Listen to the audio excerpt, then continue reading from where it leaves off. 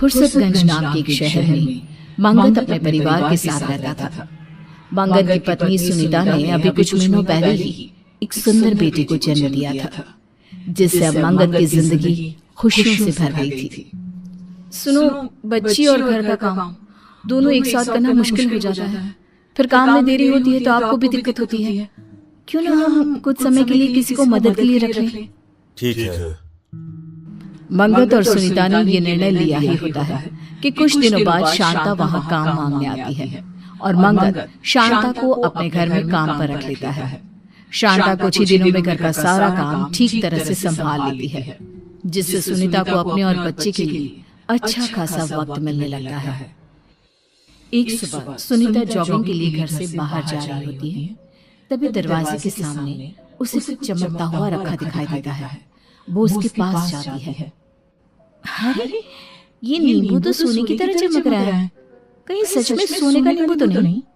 रख लेती हूँ, बाद में इसकी जांच करा लूंगी। सुनीता नींबू को उठाकर अपनी अलमारी में रख देती है और जॉगिंग पर चली जाती है। दिन बीतता है, सब काम सही से चल रहे होते हैं। रात को सब खाना खा के सो जाते हैं, लेकिन बीच रात करीब 1 बजे सुनीता अचानक अपने बिस्तर से उठ खड़ी होती है और अपने बच्चे को लेकर घर के बाहर मौजूद कुएं के पास पहुंच जाती है। बच्चा जोर जोर से रो रहा होता है, जिसकी आवाज से मंगत की नींद भी खुल जाती है। अरे अरे, ये कहाँ रो रहा है? मंगत इधर उधर देखता है, पर बच्चा कहीं ना दिखने पर वो आवाज सुनते हुए दरवाजा खोल घर से बाहर निकल जाता है और सामने का नजारा देख उसकी आंखें फटी की फटी रह जाती है, जहां सुनीता बच्चे को गोद में लिए कुएं की दीवार पर खड़ी थी। ठहर जाओ सुनीता, ये तुम क्या कर रही हो? सुनीता मंगत की ओर देखकर कुछ अजीब तरह मुस्कुराने लगती है। मंगत तेजी से भागकर उसके पास जाता है और बच्चे को छीनकर सुनीता को दीवार से नीचे उतारता है। तुम्हारा दिमाग खराब हो गया है क्या? तुम बच्चे को लेकर यहाँ क्यों आई? आखिर तुम करना क्या चाहती थी?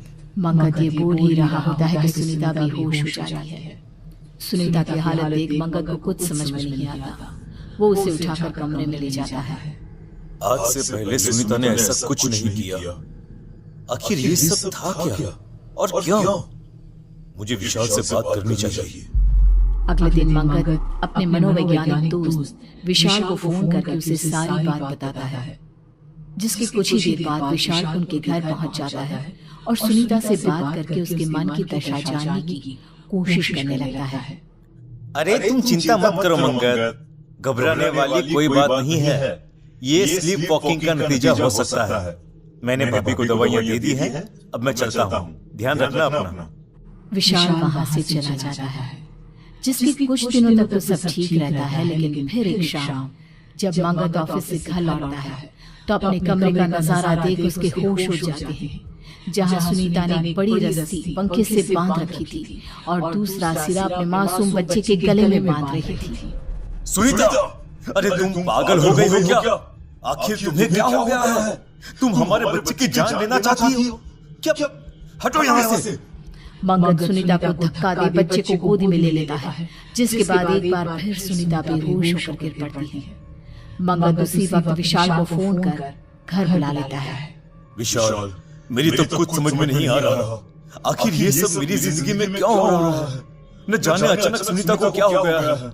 वो बार बार अपने ही बच्चे की जान लेने की कोशिश क्यों कर रही है?